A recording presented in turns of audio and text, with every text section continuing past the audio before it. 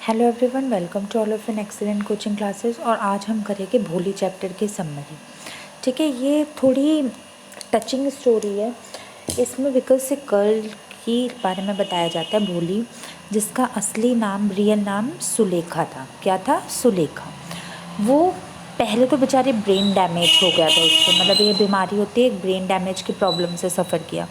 More over उसको stammering की problem थी। What is the problem of stammering? Stammering मतलब हल्कलाना। हल्कलाना, हल्कलाना मतलब रुक रुक के बोलना। कोई लोग होते हैं ना, बोलने में रुक रुक के बोलते हैं या पॉज लेके बोलते हैं, उसे स्टैमरिंग कहते हैं। ठीक है, तो इसमें एक लाइन में वो एक वर्ड नहीं बोल पाते।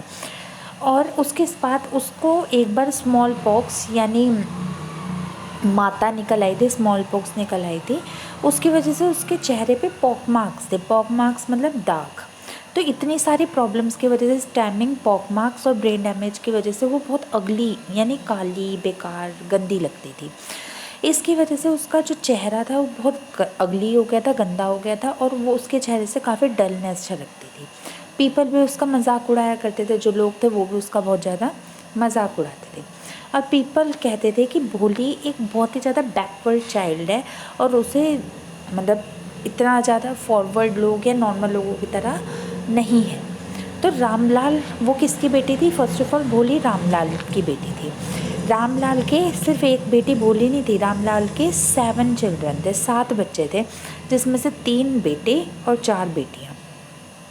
3 बेटे और 4 बेटियाँ, और भोली सबसे छोटी बेटी थी। सब हेल्दी थे, सब स्ट्रॉन्ग थे, सब बिल्कुल नॉर्मल थे, सिर्फ भोली बेचारी को थोड़ी प्रॉब्लम्स थी। लोग उसके बारे में चिंता भी करते थे कि उसकी शादी कैसे होगी। हर पेरेंट्स को चिंता होती है, तो सबको ये चिंता थी कि इसके अंदर ये 3 कमियाँ हैं, तो इसकी शादी कैसे होगी। एक दिन तहसीलदार साहब, तहसीलदार मतलब the head of the village, तो तहसीलदार आए और उन्होंने एक प्राइमरी स्कूल को ओपन किया विलेज में, और रामलाल से कहा कि तुम अपने बेटी को यानी भोली को स्कूल भेज दो।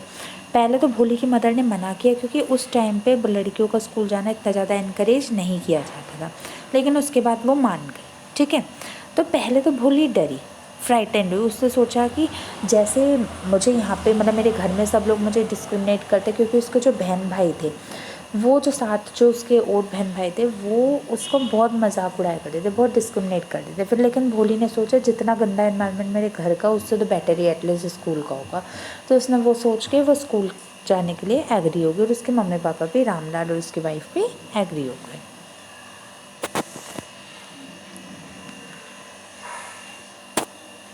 फिर उसके बाद क्या होता है कि वो जैसे ही स्कूल जाते हैं तो टीचर उससे उसका नाम पूछती है। अब टीचर फर्स्ट जाके ये तो पूछेगी कि भोली व्हाट इज़ योर नेम, तो वो अपना नाम भोली बोलते हुए स्टैमर्ड करने लग जाती है। स्टैमर्ड मतलब हल्कलाने लग जाती है, फिर रुक रुक के बोलना शुरू कर देती है।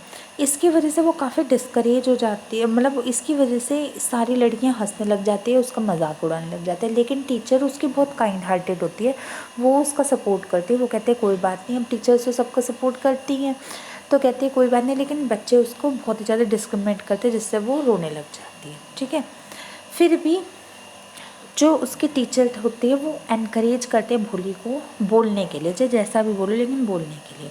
उसके बाद वो थोड़े समय में जो स्टैमिंग की प्रॉब्लम है वो खुद ही उसकी दूर हो जाती है, और वो रोज़ स्कूल आना स्टार्ट कर देती है। ठीक है, इससे एक भोली की ज़िंदगी में एक नई राह उत्पन्न होती है, न्यू होप उत्पन्न होती है, और उसको जीने के लिए एक और जरिया मिलता है। किसे? भोली को। अब ईयर पास ऑन हो जाते हैं, ठीक है, समय बीत जाता है, और जो छोटा सा उनका टाउन था वो टाउन बदल जा, वो छोटा सा उनका विलेज था, वो विलेज एक टाउन में तब्दील हो जाता है। समय के साथ सब कुछ चेंज हो जाता है, और वो भोली भी एजुकेशन प्राप्त कर लेती है, और भी काफ़ी सारे इम्प्रूवमेंट होते हैं विलेज में। मतलब एक विलेज अब छोटे से टाउन में कन्वर्ट हो जाता है, और भी बहुत इम्प्रूवमेंट्स आते हैं। अब जैसे भोली बड़ी हो जाती है, उसने पूरी एजुकेशन ले लेती है, लेकिन उसकी स्टैमरिंग की तो थोड़ी बहुत आदत ठीक हो जाती है, बट उसके चेहरे पे वो पॉक मार्क्स तो अभी भी होते हैं। तो एक मैरिज प्रपोज़ल आता है, मतलब एक रिश्ता आता है भोली के लिए, और वो एक लेम ओल्ड मैन, बड़ा सा बुढ़ा सा आदमी होता है जिसका रिश्ता आता है। ठीक है, और उसके ऑलरेडी भी बच्चे होते हैं, जिसका रिश्ता आता है उसके ऑलरेडी भी बच्चे होते हैं, बहुत बड़े बड़े, तो वो भोली के लिए आता है। लेकिन रामलाल और उसकी वाइफ एग्री हो जाती है, क्योंकि उन्हें पता होता है कि भोली की भी भोली के अंदर भी कमी है, ठीक है। जो जब लेकिन वो क्या करते, उन्होंने एक चालाकी क्या की होती कि शादी से पहले, भले ही वो कितना भी बुढ़ा आदमी था, शादी से पहले उसका चेहरा नहीं दिखाते, मतलब भोली का चेहरा उसे नहीं दिखाते। क्या नाम होता है उसके, जो फियोन्से कह लो या होने वाले हस्बैंड को, उसका चेहरा नहीं दिखाते, वो पूरा वेल करते हैं। वेल मतलब घूंघट में ढक देते हैं उसको। पहले ज़माने में आपने भी सुना होगा, ये रीत होगी कि लड़का लड़की शादी से पहले एक दूसरे का चेहरा नहीं देखते, तो वही रीत थी, ठीक है। तो अब क्या हुआ, जैसे शादी वाले दिन ग्रूम यानी दूल्हा उसको गार्लैंड यानी जयमाला वरमाला पहनाने लगा, तो अचानक भोली का पैर स्लिप हो गया और उसके चेहरे से उसका घूंघट उतर गया, और उसका चेहरा जो पॉक मार्क्स वाला चेहरा था वो उस दूल्हे को दिख गया। और उस दूल्हे का नाम होता है बिशंबर, जो बहुत बुढ़ा सा होता है, बहुत बड़े बड़े बच्चे होते हैं उसके, उसका नाम होता है बिशंबर। तो बिशंबर मना कर देता है कि मैं तो इतनी काली लड़की से शादी नहीं करूँगा, इतनी जिसके अंदर दाग हो ये वो, मैं इससे शादी नहीं करूँगा, ठीक है। और वो कहता है विदाउट डॉवरी तो बिल्कुल नहीं दूँगा, डॉवरी मतलब दहेज, मतलब और दहेज लूँगा मैं इसके साथ शादी करने के लिए, बिना दहेज के तो बिल्कुल नहीं करूँगा। रामलाल अमाउंट देने के लिए रेडी भी हो जाता है, लेकिन भोली मना करती है, और भोली कहती है मैं इस लालची बंदे से शादी नहीं करूँगी, क्योंकि मेरे अकॉर्डिंग भी दहेज प्रथा तो सबसे बेकार होती है। वो कहती है कि मैं इस लालची बंदे से शादी नहीं करूँगी। और ये लाइन वो विदाउट स्टैमरिंग बोलते हैं, स्टैमरिंग मतलब बिना हलकलाए बोलती है। ग्रूम और उसके परिवार वाले वापस चले जाते हैं, और भोली अपने पापा को कहती है कि मैं पूरी ज़िंदगी आपको और मम्मी को की सेवा करूँगी, और मुझे शादी करनी ही नहीं है। आगे जाके वो भोली उसी स्कूल में टीचर हो जाती है जिस स्कूल से वो बढ़ती है, मतलब उसी प्राइमरी स्कूल में, क्योंकि उसकी स्टैमरिंग की प्रॉब्लम तो सॉल्व हो जाती है एज के साथ जैसे वो बड़ी होती है।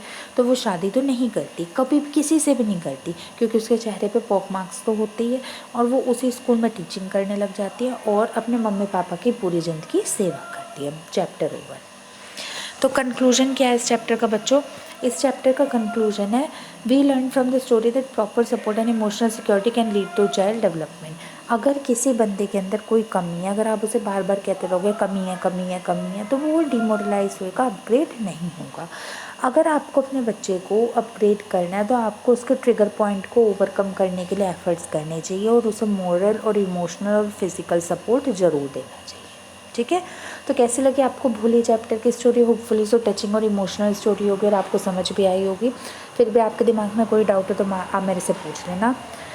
और समरी तो आपको एज इट इज़ लिखनी है, जो मैंने आपको बताई थी same summary you have to write it down in your notebook. फिर भी अगर आपके दिमाग में कोई डाउट रहता है, कोई करेक्टर समझ नहीं आया बिशंबर का, भोली का या उसके सिस्टर का, रामलाल का, तो आप मेरे से पूछ लेना। Okay students, that's all for today video. Now I will meet you in my next video very soon. Till then, goodbye and stay tuned. Thank you so much for watching my video.